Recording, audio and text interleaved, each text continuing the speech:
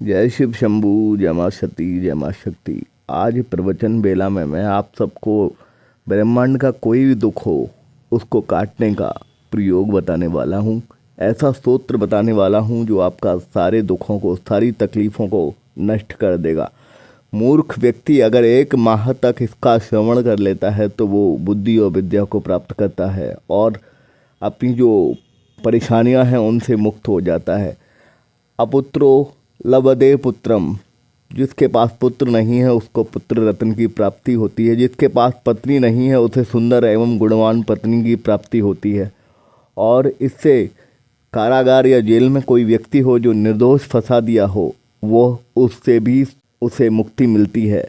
यदि कोई बिजनेस में घाटा कर चुका है और अपना उधार वापस नहीं पा रहा है, या बिजनेस में काफ़ी पैसा लगा चुका है, नुकसान हो गया है, या उसे किसी ने धोखा दिया है, तो वह धोखा भी इससे ख़त्म हो जाता है और इससे सारी सुख सुविधाएं मनुष्य पाता है।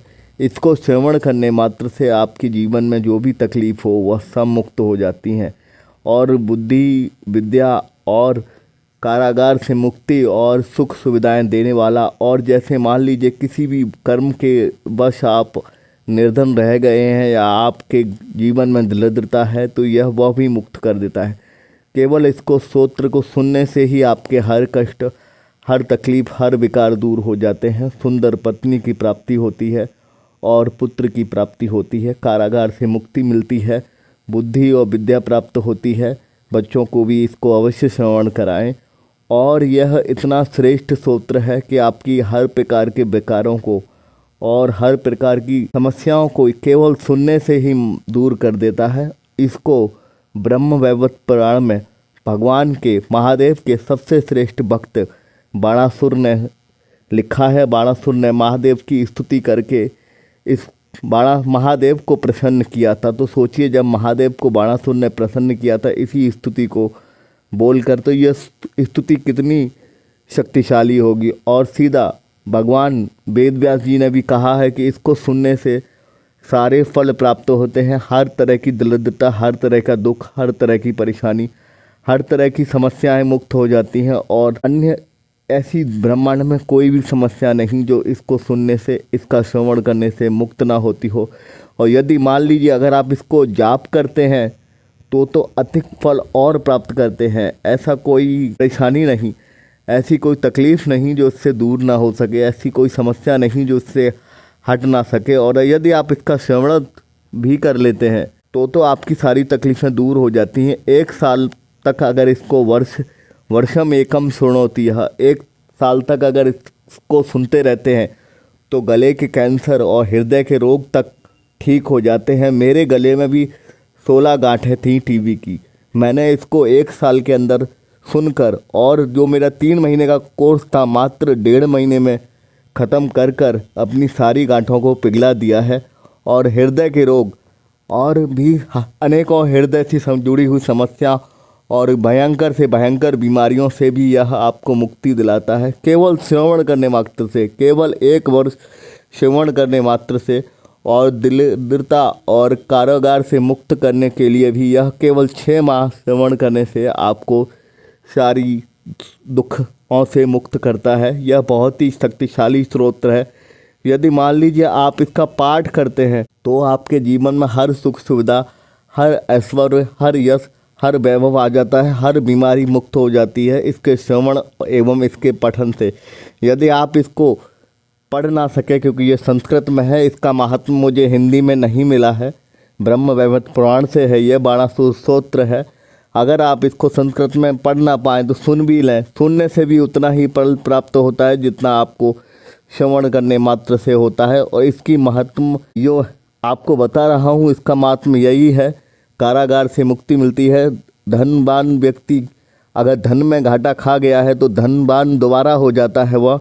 और अगर कोई दरिद्र मनुष्य अगर इसको श्रवण करता है तो वह दरिद्रता से मुक्त होता है। कारागार में पड़ा हुआ व्यक्ति कारागार से निकल आता है। जो मूर्ख व्यक्ति है, जो कम बुद्धि वाला, दुष्बुद्धि वाला व्यक्ति है, वह को बुद्धि और विद्या को प्राप्त करके श्रेष्ठ बुद्धि प्राप्त कर लेता है। केवल 1 माह में श्रवण करने से उसको बुद्धि और विद्या प्राप्त होने लगती है और वह बुद्धिमान होने लगता है। और इससे एक वर्ष श्रवण मात्र से हर बीमारी मुक्त हो जाती है और खास करके हृदय और जो गले के कोड़ यानी कि गले का कैंसर होता है, मुख का कैंसर होता है, उससे भी मुक्ति मिल जाती है। यह बहुत ही श्रेष्ठ स्तोत्र है। अब मैं आपको 12 कृतम शिव स्तोत्रम संपूर्ण सुनाने वाला हूँ और संस्कृत में सुनाने वाला हूँ, ध्यान से सुनिएगा। ओम बाणासुरवाच वंदे सुराणम सालम च सुरेशम नीललोहितम योगेश्वरम योगबीजम योगिनम च गुरुर्गुरुम ज्ञानलब्धं ज्ञानरूपं ज्ञानबीजं सनातनं तपसं फलदातादं दातासं सर्वसम्पदं तपोरूपं तपोबीजं तपोधनधनम्बरं वरम वरेण्यं वरदं वीर्यं सिद्धः गणैर्वदैः कारणं कुक्तिमुक्तीनं नरकारणवतारणम् आशितोषं प्रसन्नास्यं करुणामयसागरं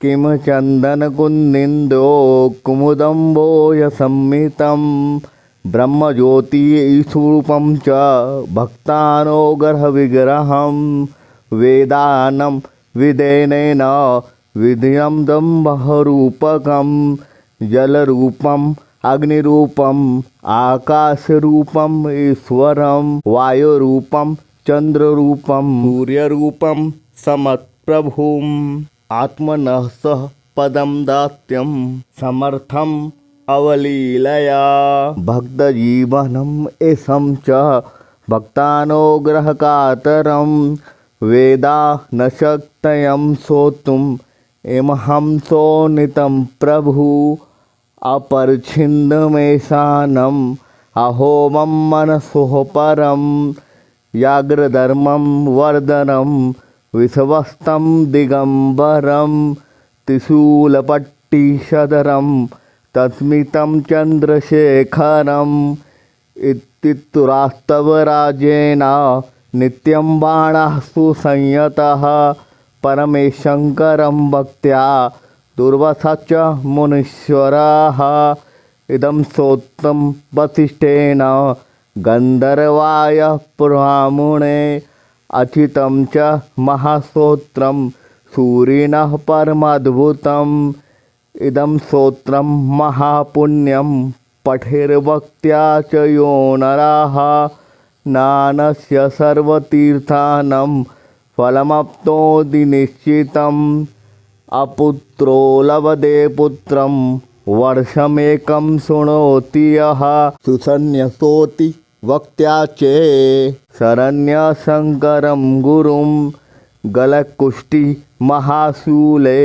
वर्षमेकं शृणोति यः अवश्यमुच्यते रोगा व्यासवाक्यम् ऋत्रे श्रुतं कारागारे दिवद्यो यो नेमप्राप्तो निर्वृतिं स्तोत्रं श्रुत्वा महासमेकम् उच्यते बन्धुना ध्रुवं भ्रष्टराज्यो लभेद्राज्यं भक्त्यामासं शृणोति यः यस्मगर्ते वर्षमेकम् आस्तिको यः शृणोति चेत् निश्चितमुच्यते रोगा शंकरस्य प्रसादतः न शृणोति सुख सद्भावक्त्यार् राजम् इमं द्विजा तस्या साध्यं त्रिभुवने नास्तिको चित्तशौनका कदाविद्मं विच्छेदो न भविष्यस्य भारते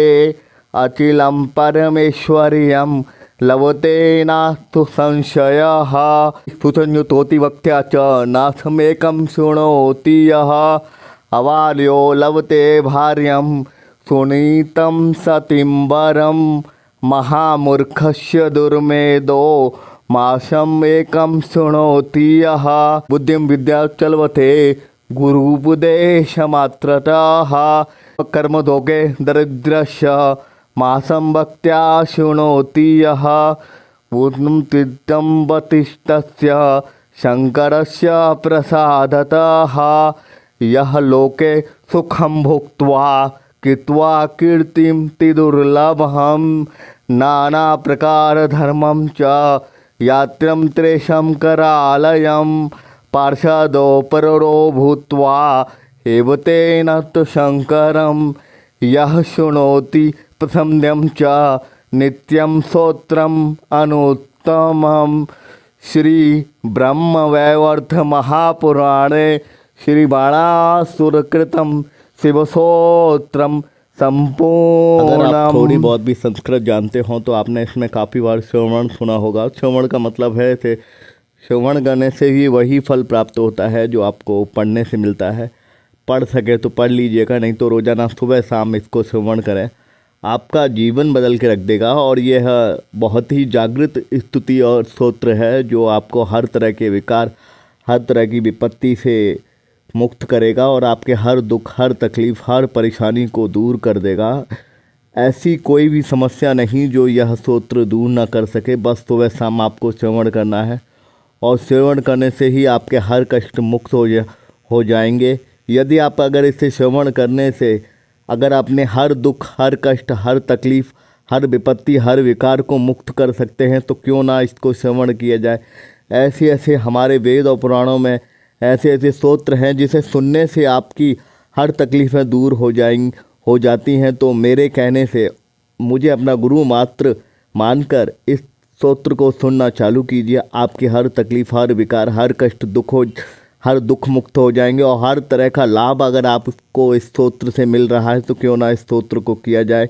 अब मैं आपसे सभी श्रोताजन से कहना चाहूँगा 10 सेकंड अपनी जो इच्छाएं हैं वो मांगिए, क्योंकि परमात्मा की सभी शक्तियाँ और 33 कोटि देवी देवता हमारे सत्संग की पवित्र प्रवचन की पवित्र स्थल भूमि पर सभी सत्संग एवं प्रवचन को सुनने आते हैं। तो परमात्मा अगर आप दिल से मांगेंगे, जहाँ से भी मांगेंगे, जिस तरह से भी मांगेंगे, कहीं से भी मांगेंगे, वह इच्छाएं आपकी अवश्य पूरी होंगी। बस आपको सच्ची आस्था से यह मन में प्रकट करना है कि हम जहाँ भी हैं हम इस सत्संग की पवित्र भूमि पर, हम इस सत्संग के प्रवचन स्थल पर ही उपलब्ध हैं। और हम अपनी सच्ची हृदय से अगर कोई भी अपनी आस्था से अपनी इच्छा रखते हैं तो वह सत्संग की पवित्र भूमि अवश्य पूरी करती है। तो इसीलिए आपसे सबसे कहना चाहूँगा 10 सेकंड अपनी नेत्रों को बंद करके अपनी इच्छाएं बोलिए। परमात्मा आपकी इच्छाएं अवश्य पूरी करेंगे और सत्संग की पवित्र भूमि पर मनुष्य जो भी मांगता है वह उसको मिलता है और उसकी हर इच्छा पूरी होती है। तो जो भी मनुष्य आप यहाँ हैं वह इच्छा को बोलकर मांग सकते हैं।